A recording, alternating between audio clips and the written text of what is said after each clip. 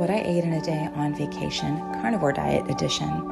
I started my day off with sunrise, the most important nutrient of the day, followed by scrambled eggs and bacon eaten out on the patio with some UVA light. After that, we spent a lot of time at the beach getting some vitamin D and came back and had Carnivore Crisps beef brisket with butter. We spent a lot of time by the pool, again getting more vitamin D, and then I had a spritzer, which was structured water with Quinton minerals and a hydrogen tablet.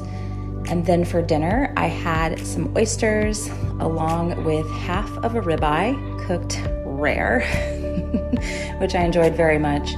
Then after we ate dinner, we went straight to the beach and caught the most amazing sunset.